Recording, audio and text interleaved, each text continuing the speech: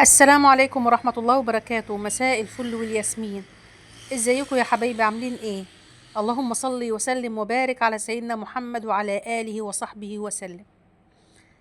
أبدأ فيديو النهاردة بقصة قصيرة. كان في سنة من السنين حريق ظهر أو بدأ ينشب أو يظهر في غابة من الغابات. غابة وحصل فيها حريقة. كان في حاجة اسمها فرق إخماد الحرائق، اللي هم رجالة المطافي. كانوا متخصصين بإخماد أو إطفاء الحرائق اللي في الغابات أو أعلى قمم الجبال والحاجات دي. فلما عرفوا إن في حريقة في الغابة دي، بعتوا فريق لإنقاذ الحرائق أو إنقاذ الغابة دي من الحريقة.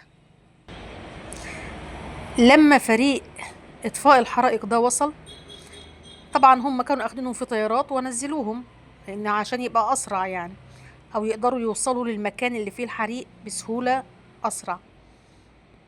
المهم، كان في أول الموضوع أو في أول ما بدأوا يطفوا الحريق كانت الدنيا تمام، وفجأة الرياح اشتدت، فكان الحريق اشتد أكتر، وبدأ الحريق يسحب أو يمشي بسرعة كبيرة. فالفريق فهم إنهم مش هيقدروا يوقفوا الحريقة أو يطفوها. فقائد الفريق قال لهم يلا نهرب، شاور لهم على مكان يهربوا منه. ارموا العتاد بتاعتكم، اللي هي الشيل بتاعتهم اللي بيبقى فيها الأجهزة والحاجات اللي بيضخوا منها مية دي.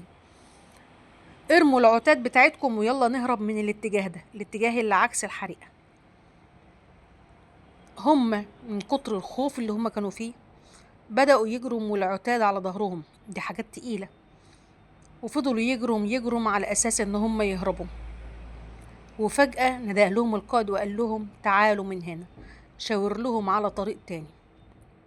بصوا ناحيته، لقوه واقف في اتجاه تاني وماسك ولاعة بيولع أو بيحرق أشجار صغيرة وأعشاب، وبينده لهم يمشوا من الطريق اللي فيه الحريقة اللي هو عاملها. قالوا ده اتهبل، ايه ده؟ احنا بدل ما نهرب من حريق يقوم هو يحرق حتة تانية وينده لنا كمان نمشي فيها؟ ده اتهبل. ما سمعوش كلامه وجروا في المكان اللي كانوا بيجروا منه هربا من الحريق. كلهم ماتوا. القائد عاش.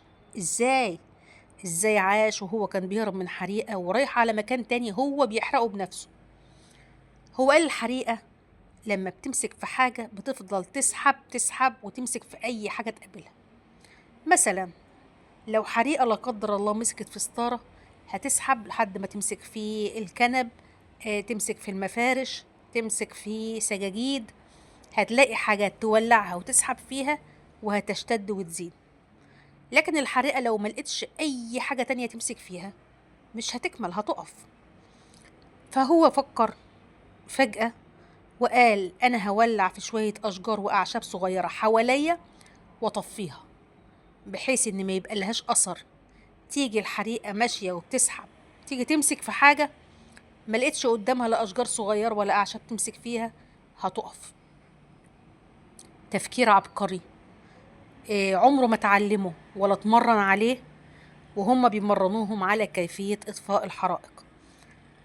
هو غير تفكيره في ثانية عشان خاطر ينجو بنفسه وبزمايله، غريزة البقاء. لكن زمايله ما سمعوش الكلام لأن هم مش فاهمين أو مش مستوعبين.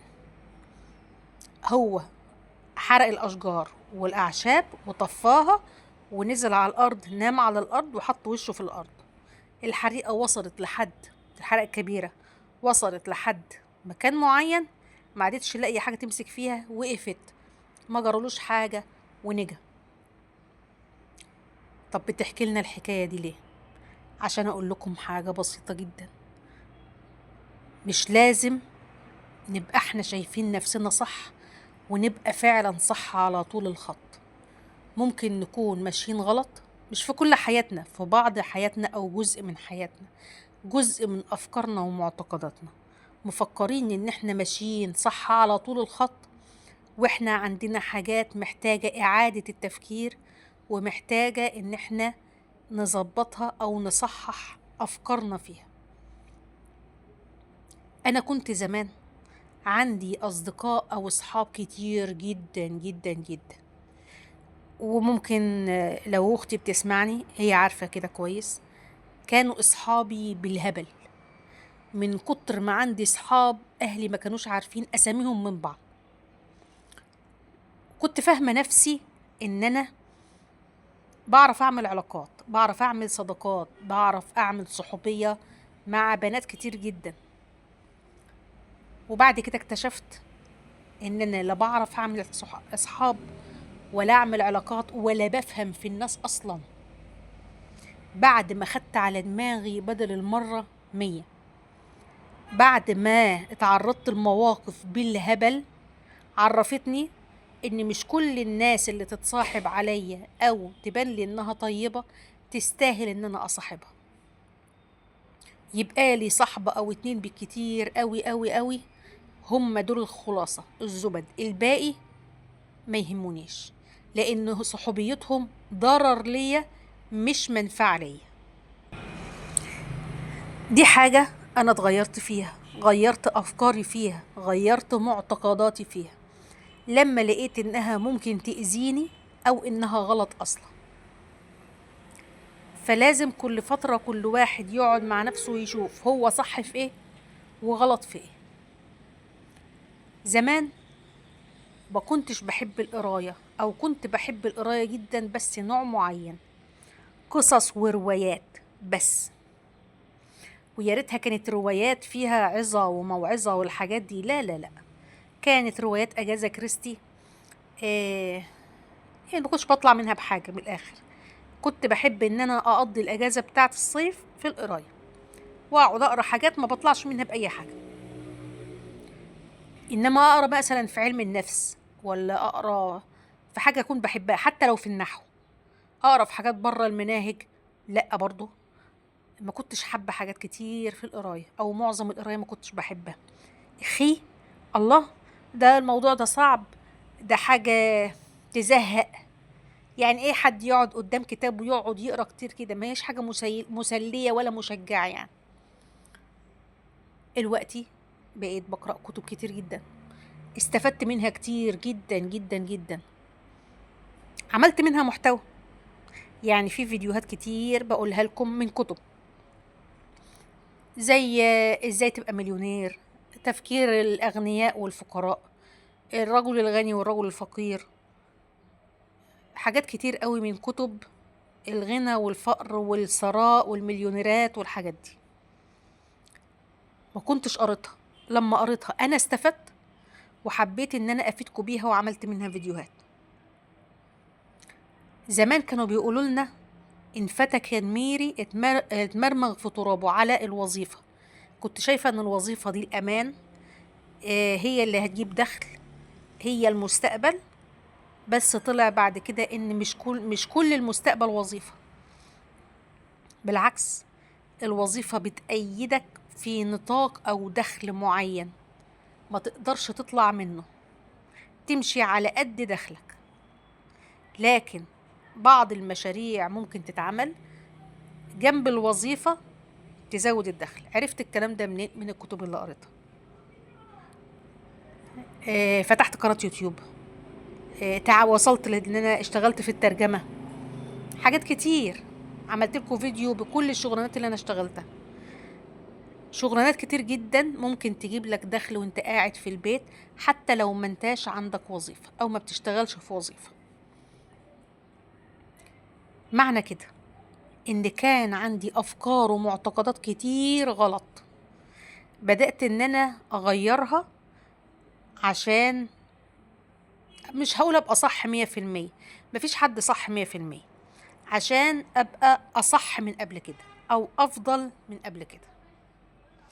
تربية الابناء، اهلي ربوني او علموني بطريقة معينة، كان ممكن ان انا امشي بنفس الطريقة في تربيتي لولادي، بس ده ما حصلش، لان انا قعدت التفكير في حاجات كتير المفروض ان انا اغيرها في التربية. الزمن اتغير، المعتقدات اتغيرت. كنت زمان اما ابويا وامي الله يرحمهم يدوني امر او يقولوا لي على حاجه اعملها او حاجه ما اعملهاش، انا كان ليا طريقه تفكير مختلفه عنهم طبعا، وكنت بمشي كلامهم طبعا على اساس ان هم صح، هم اكبر، خبره اكتر، هم عارفين اكتر مني، هم صح. لكن هم في اوامرهم او في تربيتهم ما حطوش في معتقداتهم ان الزمن اختلف، التفكير اختلف، الاحاسيس اختلفت. طريقة التربية لازم تكون مختلفة شوية. هي الآداب اللي لازم أي أب وأم يربوا ولادهم عليها واحدة، بس طريقة التربية نفسها المفروض تكون مختلفة. أنا عملت كده مع ولادي، أربيهم على الحاجة اللي أنا شايفة إنها صح، بس بطريقة تناسبهم، تناسب الزمن اللي هم فيه، تناسب أعمارهم وأحاسيسهم ومتطلباتهم. بحاول اقرب لهم على قد ما اقدر زي ما قلت لكم في كذا فيديو. زمان ده ما كانش بيحصل معايا. فكل واحدة فيكم اكيد ليها نقط شايفة ان هي محتاجة تغير رأيها او تفكيرها فيها. مش لازم تستني ان النار تشتعل وتجري وراكي عشان تغيري تفكيرك، لا. اقعدي مع نفسك وشوفي انت محتاجة تغيري ايه في تفكيرك، غيريه. محتاجة تتعلمي ايه او شايفة ان انت غلط في ايه، ابدأي تعلميه وشوفي تقدري تتغيري للأحسن ازاي، مش عشانك انت بس، عشان ولادك ومستقبلهم. طولت عليكم، اسفة اني طولت. اشوفكم الفيديو الجاي، مع السلامة.